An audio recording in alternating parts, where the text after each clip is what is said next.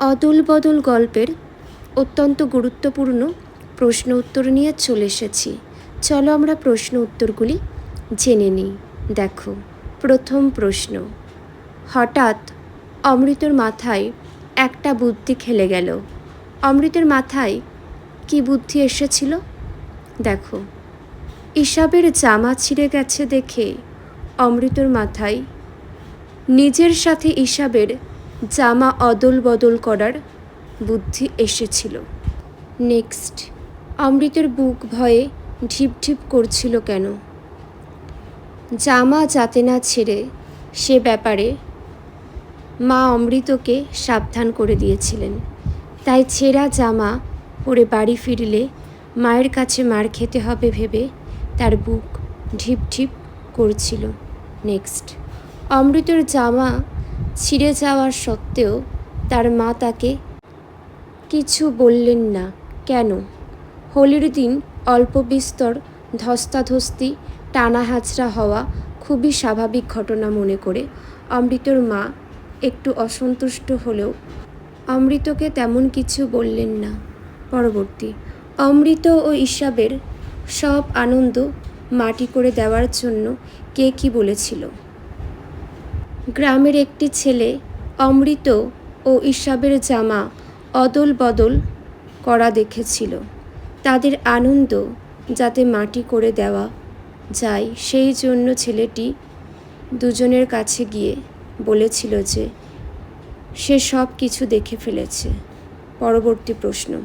ইসাবের বাবা জামা অদল বদলের সব ঘটনাটা জানতে পেরে কী করলেন? ইসাবের বাবা জামা অদল বদলের ঘটনা জানার পর খুশি হয়ে অমৃতকে বুকে জড়িয়ে বলেছিলেন, আজ থেকে অমৃত তারই ছেলে। নেক্সট, অমৃত ও ইসাবের জামা অদল বদলের গল্প কে বলল আর কারা শুনল? অমৃত ও ইসাবের জামা অদল বদলের গল্প ইসাবের বাবা বললেন আর অমৃতর মা পাড়াপড়শি মেয়ের দল শুনল। পরের প্রশ্ন দেখে নাও। জামা অদল বদলের কাহিনী সারা গ্রাম ঘুরে শেষে কার কানে পৌঁছালো? জামা অদল বদলের কাহিনী সারা গ্রাম ঘুরে শেষে গ্রামের প্রধানের কানে পৌঁছালো। পরবর্তী প্রশ্ন তোমরা দেখো। অদল বদলের গল্প গ্রাম প্রধানের কানে গেলে তিনি কি ঘোষণা করেছিলেন? অদল বদলের গল্প গ্রাম প্রধানের কানে গেলে তিনি ঘোষণা করেছিলেন যে সেদিন থেকে তারা অমৃতকে অদল আর ইসাবকে বদল বলে ডাকবেন। নেক্সট, উনি ঘোষণা করলেন। কে কি ঘোষণা করলেন? জামা অদল বদলের গল্প শুনে গ্রাম প্রধান ঘোষণা করলেন সবাই আজ থেকে অমৃত আর ইসাবকে যথাক্রমে অদল এবং বদল বলে ডাকবে। পরবর্তী প্রশ্ন।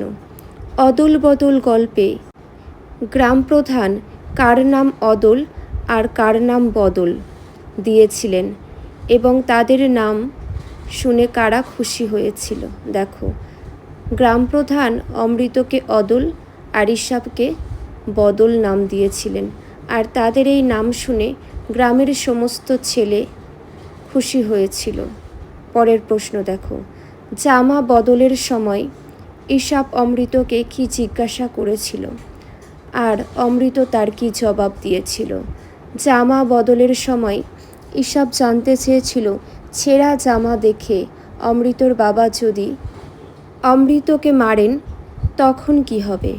উত্তরে অমৃত বলেছিল তাকে বাঁচানোর জন্য তার মা রয়েছেন। নেক্সট, ইসাবের বাবার শান্ত গলা শুনে ইসাব ও অমৃত কি ভেবেছিল? ইসাবের বাবার শান্ত গলা শুনে ইসাব ও অমৃত ভেবেছিল তিনি হয়তো তাদের জামা অদল বদলের ঘটনাটা জেনে গেছেন। এখন ভালোবাসার ভান করলেও পরে হয়তো ইসাবকে এর জন্য মার খেতে হবে। পরের প্রশ্ন। সজল চোখে পাঠান বললেন, কি বললেন?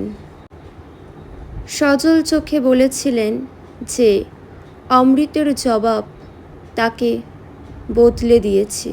অমৃত তাকে শিখিয়েছে খাঁটি জিনিস কাকে বলে। নেক্সট, ভয়ে অমৃতর বুক ঢিপ ঢিপ করছিল কেন?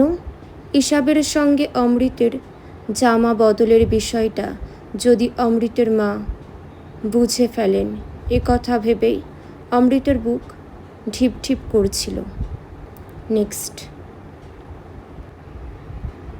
কোন সময় ইসাব আর অমৃতের দুজনেরই ভয় কেটে গেল।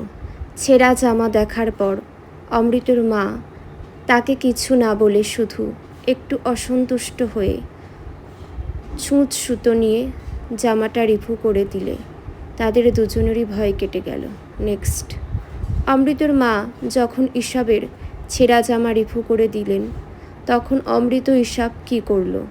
অমৃতের মা ছেঁড়া জামাটা রিভু করে দেওয়ার পর অমৃত ইসাব দুজনে হাত ধরাধরি করে গ্রামের ধারে বাজি আর বুড়ির বাড়ি পোড়ানো দেখতে গেল। নেক্সট দেখো। ইসাবের সঙ্গে কুস্তি লড়ার পর কালিয়ার অবস্থা কেমন হয়েছিল। ইসাব কালিয়াকে কুস্তিতে হারিয়ে দিয়েছিল। ইসাব তাকে এমনভাবে ল্যাং মেরে ফেলে দিয়েছিল যে কালিয়া ঠিক ব্যাঙের মতো হাত পা ছড়িয়ে পড়েছিল এবং চিৎকার করছিল। পরবর্তী প্রশ্ন। অমৃত ইসাবের ভালোবাসার গল্প শুনে গ্রামবাসীর প্রতিক্রিয়া কীরূপ হয়? অমৃত ইসাবের ভালোবাসার গল্প শুনে গ্রামবাসীরা গর্বিত হয়েছিল।